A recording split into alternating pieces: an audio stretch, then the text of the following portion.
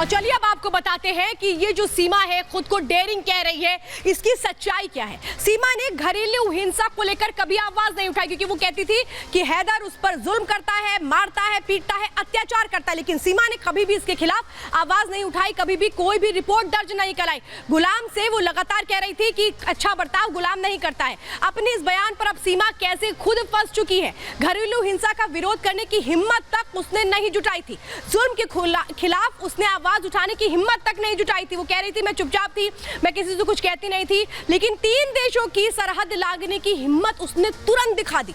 और इस डरी सहमी सीमा ये साहस कहां से लेकर के आई, बड़ा सवाल ये है। और आइए अब आपको बताते हैं वो शपथ पत्र जो चीख चीख के इस बात की गवाही दे रहा है कि सीमा हैदर ने गुलाम हैदर से घर से भाग के शादी की थी। मैं आपको उस बात के सबूत देती हूं। कोर्ट मैरिज से पहले शपथ पत्र दिया गया जिसमें ये लिखा था कि कैसे घर छोड़ करके सीमा शादी करी, लेकिन सीमा यहां पर ये कहती है कि कोई लव मैरिज गुलाम के साथ उसने नहीं की थी। वो ये कह रही है जो शपथ पत्र दिया गया था उसमें क्या लिखा था, उसमें लिखा था कि उसने अपने पिता को लालची बताया था और ये कहा था मेरे पिता लालची हैं, वो मेरी शादी किसी भी शख्स से करवाना चाहते, इसलिए मैं घर से भाग रही हूं और गुलाम से शादी कर रही हूं। गुलाम से मर्जी के खिलाफ शादी की। अब यहां भारत आकर के वो ये बयान देती है। अब देखिए शपथ पत्र में क्या लिखा है, शादी से 10 दिन पहले घर छोड़ दिया था, ये लिखा है। लेकिन सीमा जो बयान भारत आके दे रही है वो कह रही है कि गुलाम के लिए मैंने कोई भी घर नहीं छोड़ा, वो शादी मेरे माता पिता ने करवाई है। अब शपथ पत्र में और क्या बड़ी जानकारी लिखी होती है ये मैं आपको बता रही हूँ। ये वो झूठ है जो सामने आ रहा है सीमा हैदर का, और एक एक बात गवाही दे रही है इस बात को लेकर के कि सीमा हैदर कुछ छिपा रही है, और क्या वो छिपा पाएगी, कितने दिन तक छिप पाएगा ये बताते हैं। मोबाइल में गेम छिपा है, ये आप सही सुन रहे हैं। सच क्या है, सीमा के पास 5 मोबाइल मिले, ये सच है। अब सवाल यह है कि 5 मोबाइल की जरूरत सीमा को क्यों पड़ी। अब सवाल यह है कि सीमा के लिए ये जो मोबाइल है, सीमा कहती है कि मैंने बच्चों के लिए खरीदे थे, ये वो जवाब देती है। अब अगली बात सुनिए, पाक वाला मोबाइल क्यों तोड़ा, सवाल यह है, तोड़ दिया उसने। अब क्या छिपाना चाहती थी, बहुत अहम सवाल ये। सीमा क्या कह रही है कि ट्रैक होने का डर था इसलिए मैंने वो मोबाइल तोड़ दिया। अब एक और सच है, 4 मोबाइल सिम खरीदे सीमा ने, ये सच है। सवाल है लोगों से अनजान इतने सिम की उसे क्या जरूरत पड़ गई, एक सिम काफी होता है भाई, मेरे और आपके पास तो एक, इससे ज्यादा 2 सिम होते होंगे एक आम आदमी के पास। तो साफ जवाब इस पर सीमा ने कुछ नहीं दिया जब एटीएस ने उससे सवाल किए हैं। अब एक और सच है कि 8 मई को उसने मोबाइल खरीदा था, भारत आने से पहले 70,000 रुपए में मोबाइल खरीदा गया था। 4 मोबाइल थे, नया क्यों खरीदा सीमा ने, उसके पास तो पहले से 4 मोबाइल थे। अब सीमा इस पर भी कोई जवाब स्पष्ट तौर पर नहीं दे पा रही है, एटीएस जब उससे पूछ रही है। और इसके बाद आप समझिए जब वो भारत आती है तो उससे आने से पहले पुरानी चैट्स को उसने डिलीट कर दिया। चैट में ऐसा क्या छिपा था कि सीमा को इसे डिलीट करना पड़ गया। फोन हैंग हो रहा था, ये दलील दी गई सीमा की तरफ से कि मैंने इसलिए चैट को डिलीट कर दिया। तो ये बात निकल करके सामने आ रही है। लेकिन सीमा हैदर से जुड़ा एक और सच, एक और राज हम आपको बताते हैं कि उसकी ट्रेनिंग कहां हुई थी। देखिए जरा इस रिपोर्ट में।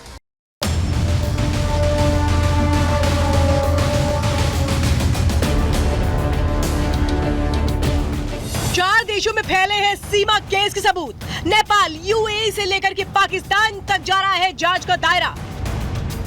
माना जा रहा है कि कहीं सीमा ने रील बनाई तो कहीं रियल कहानी छिपाई, वहीं खुद की उम्र बदली तो कहीं बदल दी सचिन की पहचान।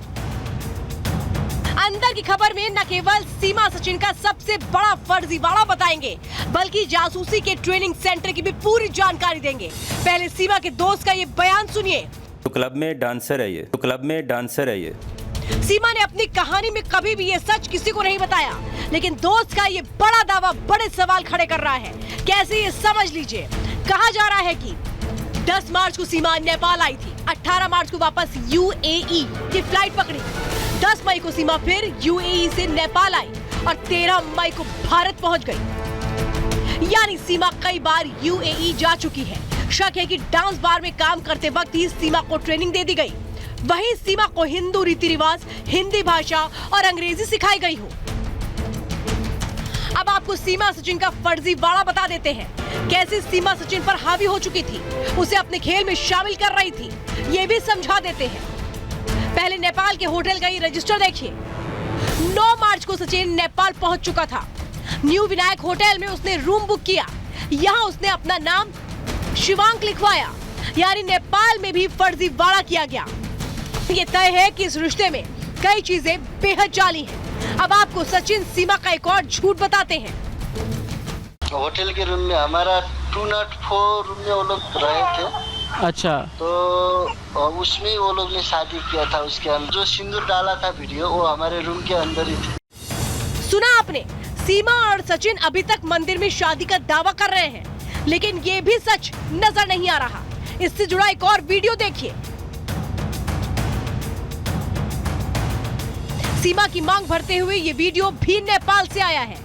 कहा जा रहा है कि ये वीडियो भी होटल का है, जहां सचिन सीमा 7 दिन तक पति पत्नी बनकर रहे थे।